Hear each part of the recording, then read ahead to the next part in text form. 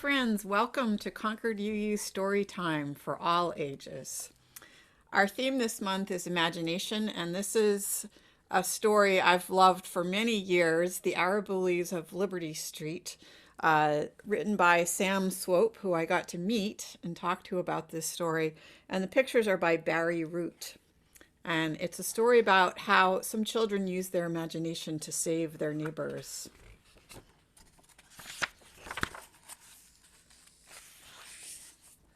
Once there was a street called Liberty Street. And Liberty Street was lined with white houses that were so much alike it was difficult to tell one from another. This was just the way General Pinch and his wife liked it. I don't see them in the picture, but they're always watching their neighbors. The Pinches spied on their neighbors all day long. They had nothing better to do. Oh, here they are. There's the general and his wife. They hated anything that looked like fun. They got upset when Joy hung upside down from a maple tree. They got angry when Katie crept around like a tiger. They got furious when Jack spun around until he felt dizzy, and whenever the Pinches got upset or angry or furious, the general would grab his bullhorn and shout, "I'll call in the army!" And the fun would have to stop right then and there. When summer came, the Pinches ordered the children to stay inside. So there they are, and there are the poor children wishing they could play and have some fun. The kids were miserable. So were their parents, but what could they do? Everyone was terrified of the general and his army, and orders were orders. The children had to stay inside. It was a lonely time.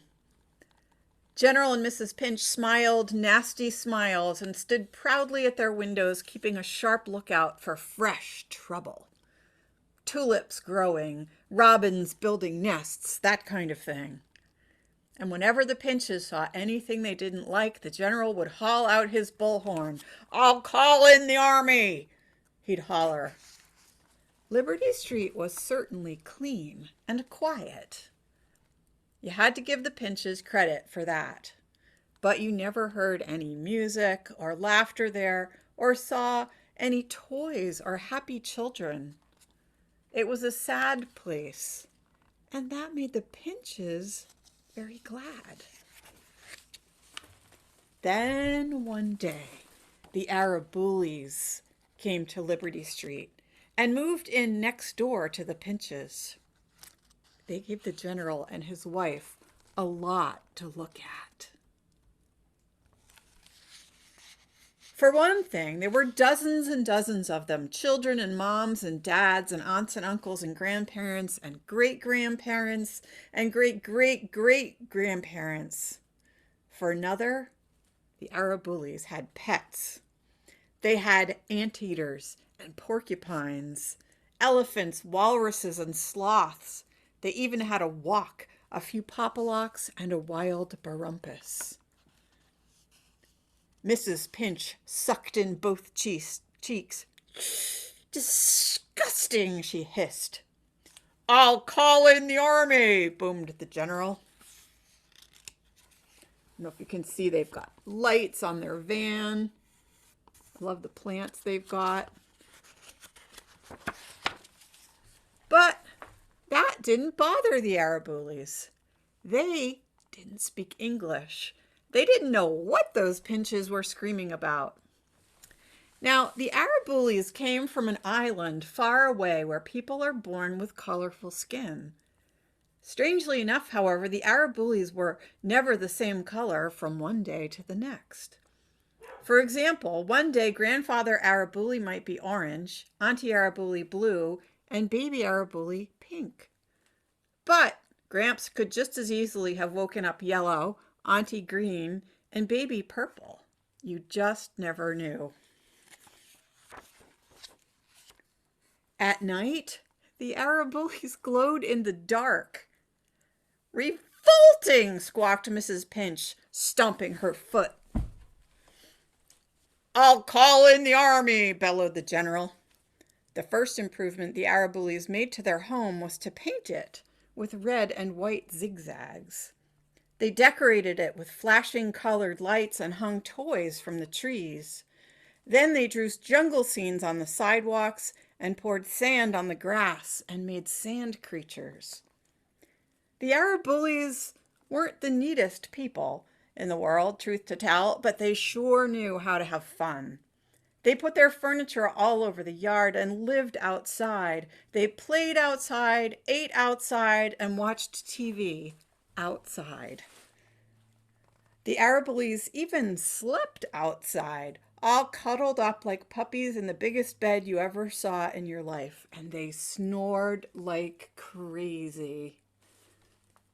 Plus, of course, they glow in the dark. The animals lived inside, in the shower, in the sink, under the stairs, and in the chimney. They ran all over the place.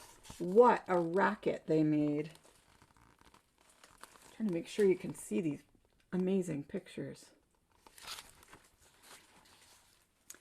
No noise! Screeched Mrs. Pinch, shaking her bony fists in the air. And you can guess what the general hollered. But no matter how much the Pinches screamed, the Araboolies didn't pay any attention. They were having too much fun. General and Mrs. Pinch were miserable. All this happiness was making them sick. Things were getting out of control.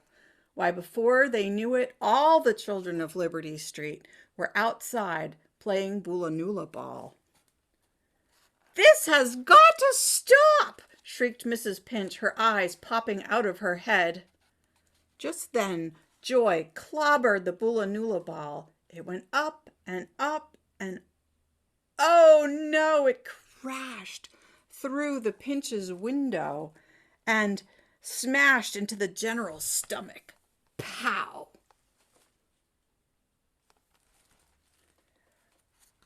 Ouch! Roared the general. The Pinches were out in a flash. There they are. This means war, wailed Mrs. Pinch. I'll call in the army, cried the general, and he whipped out his walkie-talkie. Come in, army, he thundered. Attack Liberty Street at dawn. Then the Pinches stormed home and slammed the door, but not before their cat, Naomi, had escaped and gone to the Araboolies' house to live. The Araboolies smiled and shrugged, but the rest of Liberty Street was in a panic. The army was coming. Doors were locked and blinds were pulled down tight. Everyone was terrified.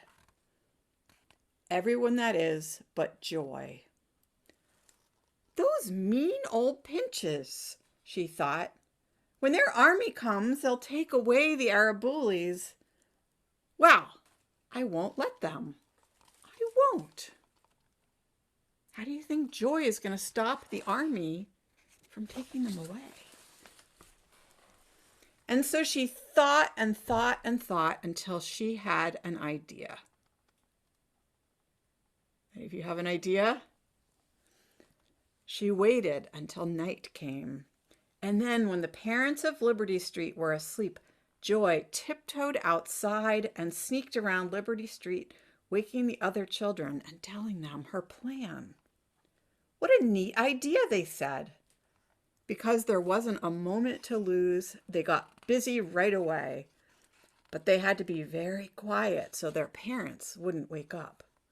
The children crept down to their basements and up to their attics. They dug through closets and drawers. They gathered together toys and balloons and finger paints. They rounded up scissors and wrapping paper, and they pulled out decorations from Christmas, Thanksgiving, and Halloween. Then they went outside. Do you have a guess what they're going to do? Some of the children colored the houses and pasted animal cutouts in the windows. Others decorated the trees and painted the sidewalks. They put toys everywhere and dragged furniture outside. They worked all night long. The last thing they did was to paint their faces.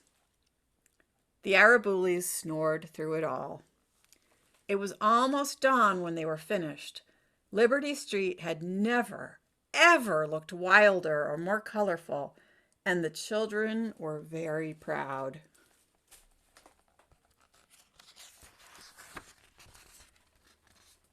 Before long, they heard the angry rumble of the army approaching. The ground shook. Soon there were guns and bombs and helicopters and thousands of soldiers marching past the colorful homes of Liberty Street. Now, armies, of course, don't think. They only follow orders, and General Pinch's orders were very clear. "There's a house on Liberty Street that's different," he roared from his window. "It's disgusting. Get rid of it and get rid of the weirdos who live in it." And so, with these orders in mind, the soldiers marched up Liberty Street. But all they saw were brightly painted houses and colorful people. No house was different. No one was weird. The soldiers didn't know what to do.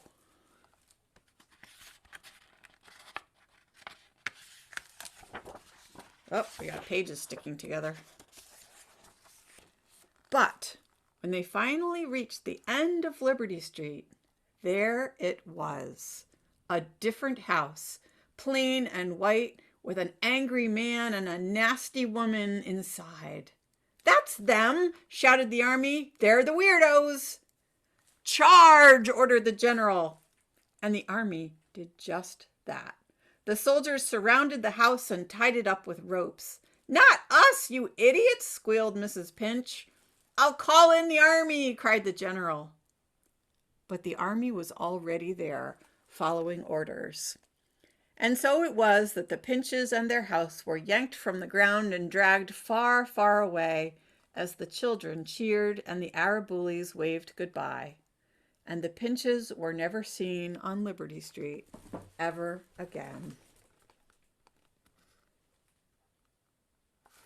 That is the story of how Joy and her friends used their imaginations to protect their neighbors who brought so much joy to their lives. I hope you'll talk about this story with your friends and your family, and think about things you can do to make your neighborhood more fun and more joyful. And with that, I say goodbye until our next story time.